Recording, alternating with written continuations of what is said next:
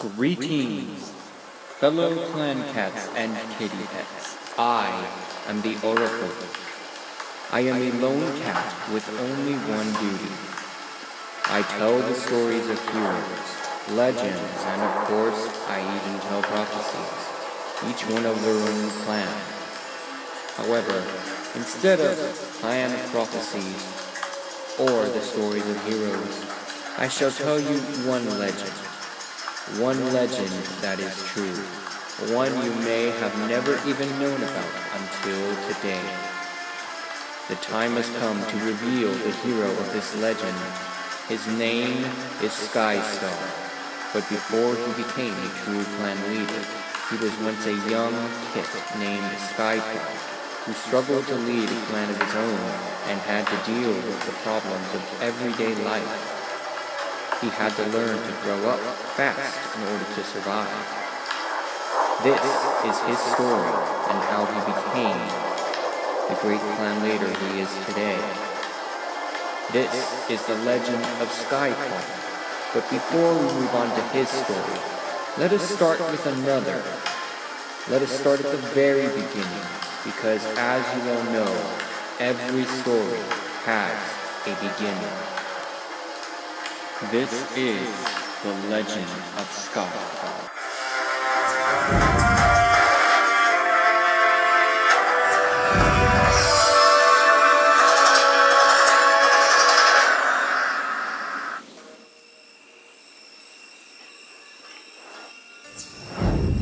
Our story begins in the world of the Two Lakes, many moons before Skypaw was born.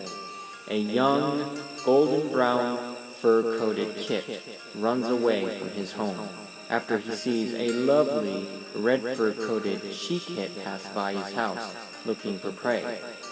Curious, the young male cat follows her into the forest where he is attacked by another cat claiming to be the young she-cat's father. You have some nerve coming after my daughter, kitty pet. The young tomcat, feeling intimidated by the angry tomcat standing in front of him, stood there paralyzed in fear and whimpering to himself silently. Suddenly out of nowhere, a she-cat shows up and stands in front of the young tomcat, protecting him from the angry tomcat standing in front of him. The she-cat shouted furiously. But he... The she-cat then angrily paw-swiped the tomcat across the face before he could finish what he was saying. Then she glared angrily at the tomcat and spoke. Don't you ever argue with me again, understand? The she-cat growled angrily. The she-cat then approached the young tomcat and checked him for any injuries to make sure he was okay. I must apologize for my deputy's behavior. I hope he didn't skin you too badly. Are you okay?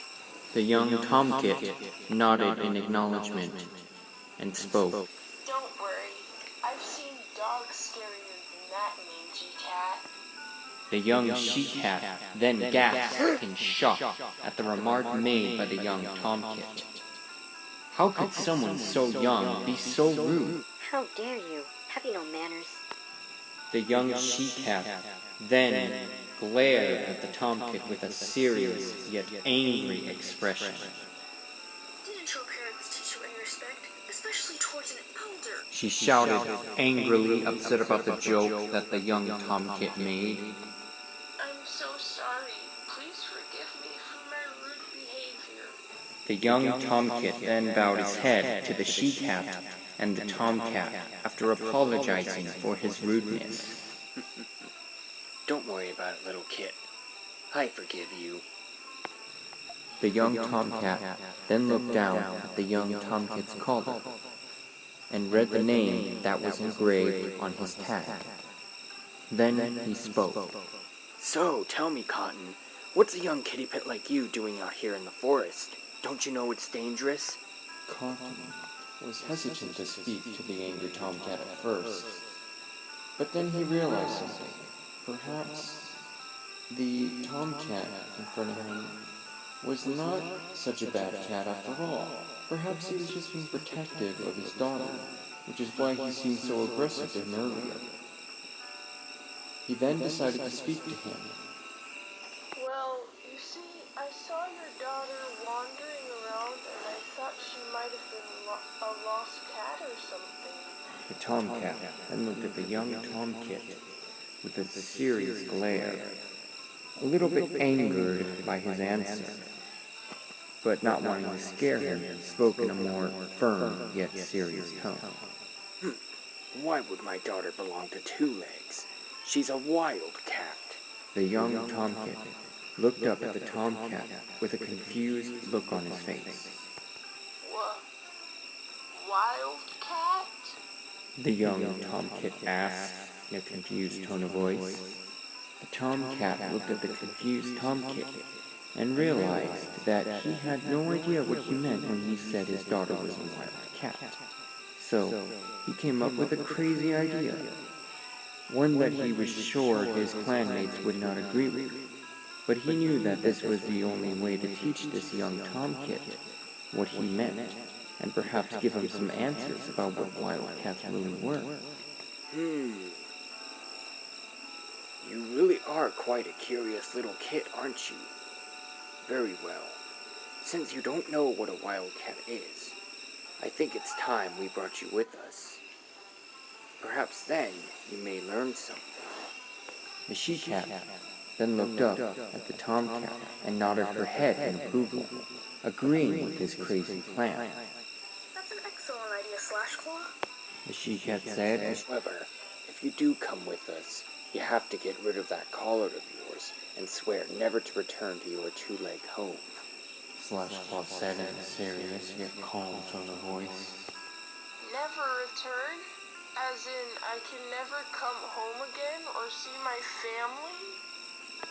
The young tomkit said in a confused yet sad tone of voice. We cats may have 4 paws, but that doesn't mean we can live with one in each world. There are rules, you know. But don't worry, we'll give you a choice. You have till moonrise tomorrow to make your final decision. That should give you plenty of time. Just remember to think it over carefully, because once your decision is made, there is no turning back. Slashclaw said it. My clan leader, Sparkle Star, will be waiting for you here tomorrow night. He said. Remember, young kid, you have till moonrise tomorrow to make your final decision. Said Sparkle Star. Oh, okay, thanks. Said the young tomkit. He then returned home back to his two-leggedness, which was a small little farming town. He jumped up onto the wooden fence and sat down on it, thinking about what the cats had told him and wondering what he should do. Suddenly, out of nowhere, another cat shows up. He had smoke-colored fur, and he was a bit smaller than the young tomkit who was sitting on the fence. Smokey then turned around and gasped in shock.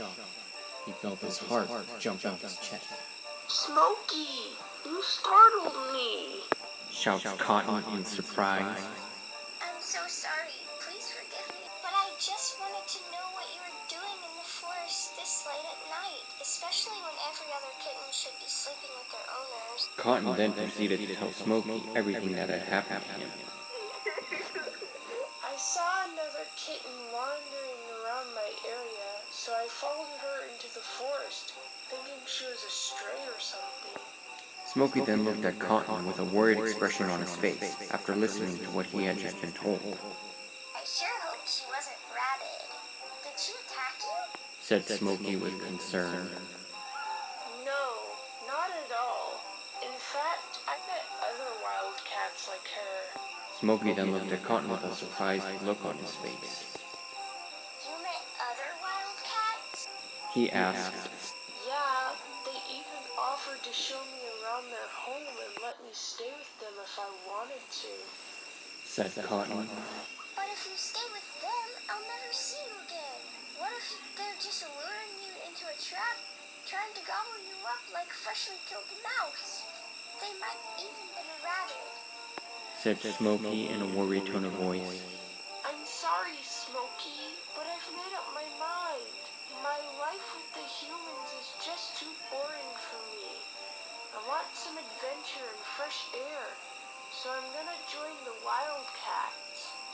said Cotton. Well, okay, let's at least spend tomorrow together before you go. One last bird hunt? Said Smokey as he looked at Cotton with big, cute, sad kitty eyes. Okay, fine. One last bird hunt. Said Cotton. The next day, Smokey and Cotton enjoy their last time together and play with each other until the sun goes down.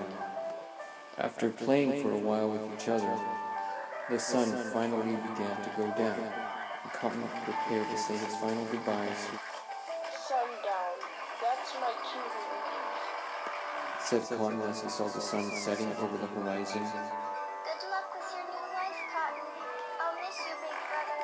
Said Smokey as he waved goodbye to Cotton. I'll miss you too, little brother. As Cotton left his home and old kitty pet life behind, he tore off his collar and threw it to Smokey, who then caught it in his mouth and watched as he walked away into the forest. Cotton arrived in the forest only to see that it was empty. There was no one else there except for him and a few animals that were making noises. Moonrise, where are you, Sparkle Star? He whispered. Suddenly the bushes around Cotton began to rustle and make noise. Huh? Cotton paused for a moment and looked around, carefully observing his environment. He used his ears and wiggled them around, trying to locate the source of the noise that was coming from the bushes. Cotton spiked up a spur and unsheathed his claws, ready for anything. Suddenly out of the shadows, something jumps out from the bushes and runs towards him, but he manages to dodge it just in time. Whew, that was way too close. The attacker then ran back into the bushes, making more noise, as they tried to confuse young Cotton. Where are you? He thought to himself, just as he is about to give up. The moonlight exposes the silhouette of a cat hiding in the bushes. Gotcha. Cotton thinks to himself. He then pounced into the bushes and managed to catch the other cat by surprise. Eventually, he scared it away and out into the open. Immediately, they started to fight. The two cats fought furiously with each other to the point of exhaustion, but the battle ended shortly, just as soon as Cotton's night vision kicked in to reveal his opponent to be none other than the she-kit he had met the previous night. Oh, it's you. Says Cotton in surprise and blushing a bit. The she-kit giggled a bit as she spoke to Cotton while scratching herself. Hey, I have a name, you know. It's Brightpaw. She then giggled a bit more and smiled. Well, it's nice to meet you, Brightpaw. My name's Cotton. Brightpaw gently nudged against Cotton, signaling him to follow her. Follow me. Sparkle Star's waiting for us by the river. She said, Okay, lead the way. said Cotton as he followed Brightpaw deeper into the forest. So, where did you learn to fight like that? Asked Brightpaw. Well, I sort of learned on my own. I had to protect my little brother a lot, mostly from other small animals trying to hurt him. And I don't mess around. Said Cotton in a cool yet calm and collected tone of voice. Well, you certainly got the makings of a true warrior. Said Brightpaw. Cotton then looked at Brightpaw with a confused expression on his face and spoke. Thanks, but what do you mean by true warrior? Asked Cotton. Wow, you really have a lot to learn, you silly kitty cat. Said Brightpaw in a playful tone of voice. Cotton blushed from embarrassment and looked away feeling ashamed. Brightpaw took immediate notice of Cotton's reaction and felt bad, even though she didn't mean what she said to him. Brightpaw then tried apologizing to Cotton for what she had said to him. Hey, I didn't mean it. Please don't be upset. Cotton sighed slightly, ignoring Brightpaw. To make Cotton feel better, Brightpaw decided to say something embarrassing about herself. And even though she didn't want to do it, she knew it was the right thing to do. You know, if it makes you feel any better, I was once like you. In fact, I didn't know anything. Cotton then started to laugh. and Brightpaw smiled, realizing that he had felt much better. She then started to laugh as well, and then they both started laughing together. As they continued their walk through the forest on their way to the river, they both smiled at each other. Come on! We should be approaching the river soon. Said Brightpaw. But you still haven't answered my question. Whined Cotton. Don't worry. Sparkle Star will give you all the answers you seek. Said Brightpaw as she winked at Cotton, assuring him that she was right. But Before Cotton could finish his sentence, Brightpaw started to hiss furiously, claws unsheathed, sharp fangs showing, her fur spiked up and her ears wiggling around, listening to the environment. She knew something or someone was coming, and judging by the way she was acting, they were not friendly.